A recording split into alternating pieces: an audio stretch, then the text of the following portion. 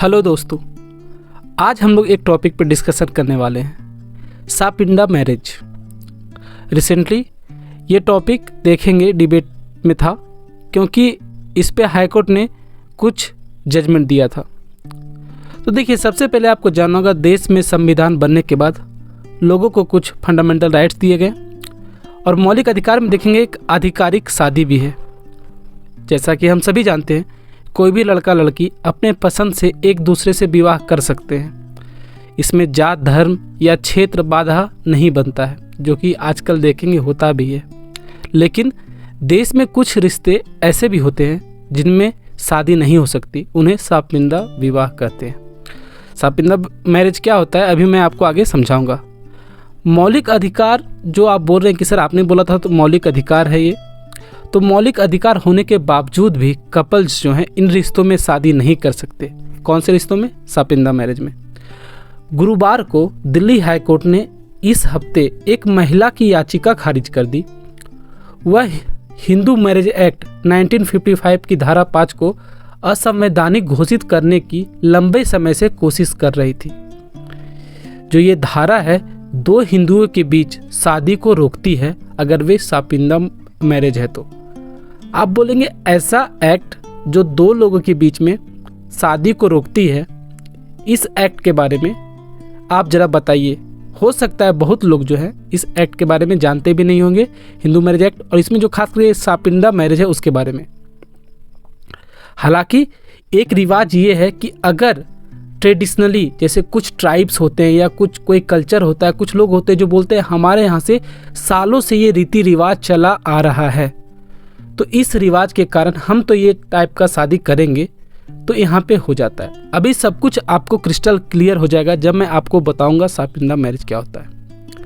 22 जनवरी को दिए अपने आदेश में कोर्ट ने कहा कि अगर शादी के लिए साथी चुनने का बिना नियम के छोड़ दिया जाए तो गैर कानूनी रिश्तों को मान्यता मिल सकती है। यहाँ पे कोर्ट ने साफ कर दिया कि ठीक है, फ्रीडम है सब कुछ चूज़ करने के लिए, लेकिन अगर शादी में भी किसी को भी चूज़ कर लो, किसी से शादी कर लो, अगर ये भी राइट दे दिया जाए तो कुछ कुछ गैर कानूनी रिश्ते भी बनने तैयार हो जाएंगे। अब हम लोग बात करते हैं सापिंदा मैरिज के बारे में, तभी आपको सब कुछ ये क्लियर होगा आखिर ये इशू है क्या।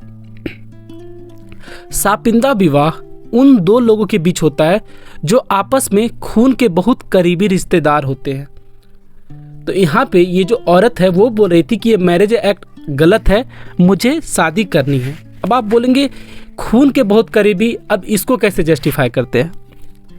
देखिए, इसमें बोला गया है अगर दो लोग में से एक दूसरे का सीधा पूर्वज हो, वो रिश्ता सापिंदा रिश्ते के अंदर आएगा। अब एग्जाम्पल के लिए बता दिए हैं, अगर मान लिया जाए एक लड़का है और एक लड़की है, तो लड़का का जो है पिछला 5 जनरेशन, मान लिया जाए जैसे कोई एक लड़का है तो उसके पापा, उसके ग्रैंडफादर के पापा, फिर उसके ग्रैंडफादर, तो लड़का का 5 जनरेशन और लड़की का जो है पिछला 3 जनरेशन, इन दोनों के बीच में कोई भी लिंकेज नहीं होना चाहिए। हिंदू मैरिज एक्ट में देखेंगे ये एक खास प्रवेश है कि कुछ कुछ जो है ये रिश्ते पहले से डिफाइंड है कि आप जो है इस रिलेटिव से शादी नहीं कर सकते, उनसे शादी नहीं कर सकते, और ये सबको पता है। तो सापिंदा मैरिज में यही बताया गया है कि जो लड़का की तरफ से 5 जनरेशन पीछे और लड़की से है जो 3 जनरेशन पीछे, कोई भी ब्लड रिलेशन नहीं होना चाहिए, मतलब पूर्वज जो है एक दूसरे से कनेक्टेड कोई भी तरह से नहीं होना चाहिए, तभी ये शादी हो सकती है। अगर ये कनेक्टेड है तो ये सापिंदा मैरिज हो जाएगा, और सापिंदा मैरिज अलाउ नहीं करते हैं।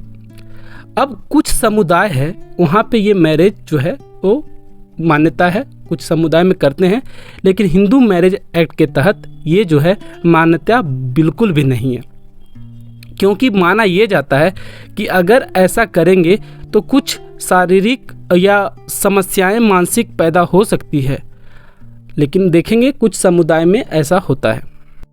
तो आप ये समझ गए होंगे कि सापिंदा मैरिज क्या होता है, कि अगर मान लिया जाए एक लड़का है और एक लड़की है, लड़का का पिछला 5 जनरेशन, लड़की का पिछला 3 जनरेशन है, वो दोनों कभी एक दूसरे से कोई रिश्ता उनका ना रहा हो, अगर वो रिश्ता रहेगा तो ये शादी वैलिड नहीं होगा हिंदू मैरिज एक्ट के तहत, ये कानून कहता है। अब यह लड़की इस कानून को चैलेंज कर रही थी, उनका बोलना था कि ऐसा कुछ नहीं है।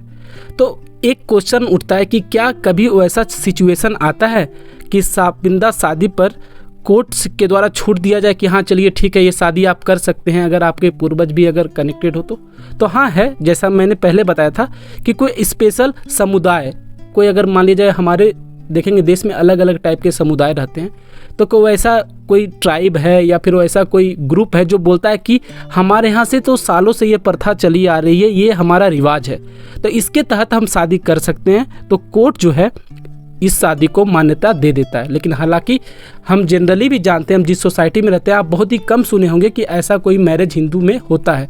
लेकिन यहाँ पे औरत जो है इसी को चैलेंज कर रही थी। अब कानून को इसी के तहत चुनौती दी गई थी। हुआ क्या कि 2007 में जो महिला है उसका पति ने यह साबित कर दिया था कि उनका शादी जो है सापिंडा मैरिज के तहत हुआ था, और महिला कोई वैसा समुदाय से नहीं आती है जहां से इनको सापिंदा मैरिज से छूट दिया जा सके। अब इसी को लेके महिला ने दिल्ली हाईकोर्ट में अपील की थी, लेकिन अपील खारिज कर दिया गया।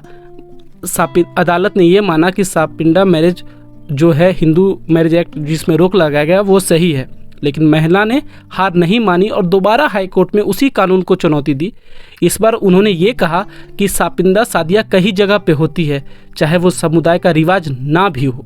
तो देखिए कई जगह तो होती है। अब बात सिंपल सा है, आप अगर यहाँ पे औरत ये क्लेम कर रही है तो देखिए आप देखेंगे बच्चे से काम करवाना भी सही नहीं मानता है, लेकिन अगर आप आसपास के होटल्स में जाएंगे तो बच्चे आपको काम करते दिख जाएंगे, लेकिन जब वो कोर्ट में जाते हैं तो वो इलीगल है, वो ऐसा नहीं करवा सकते हैं। तो यहाँ कोर्ट की नज़र में तो ये गलत है, और जनरली जो हिंदू कम्युनिटी है उसमें ये गलत माना भी जाता है। बहुत ही कम ही हिंदू कम्युनिटी में देखेंगे कि दूर के फूफा चाचा या फिर बुआ इस तरह का कोई शादी वगैरह होता है, नहीं ही होता है। कजिन्स वगैरह में शादी नहीं होता है हिंदू मैरिज एक्ट में। अब हाईकोर्ट ने इस पर क्या जवाब दिया? हाईकोर्ट ने महिला की दलीलों को स्वीकार नहीं किया। जो कोर्ट के कार्यवाहक मुख्य न्यायाधीश मनमोहन और न्यायमूर्ति मनमीत प्रीतम सिंह अरोड़ा थे, उन्होंने बोला कि जो महिला है कोई भी सबूत ठोस पेश नहीं कर पाई कि ये सापिंदा मैरिज से इनको क्यों छूट दिया जाए। क्या ये कोई स्पेशल कम्युनिटी से बिलोंग करती है जहाँ पे इनके यहाँ रिवाज है कि ये लोग ऐसा शादी कर सकते हैं? तो इसलिए अदालत ने ये केस खारिज कर दिया, इनका जो अपील है वो खारिज कर दिया। आप बोलेंगे ये बाकी देशों में क्या है? तो देखिए बाकी देशों में अलग अलग रूल है। वेस्टर्न कंट्रीज़ हो गए, वहाँ पे अलग अलग सबका अपना अपना रूल है, कहीं जगह अलाउ है, कहीं नहीं भी अलाउ है। तो उम्मीद करते हैं सापिंदा मैरिज क्या है आपको समझ में आ गया होगा और कोर्ट ने क्यों खारिज कर दिया है ये केस। मिलते हैं अगले वीडियो में, तब तक पढ़ते रहिए, खुश रहिए। जय हिंद।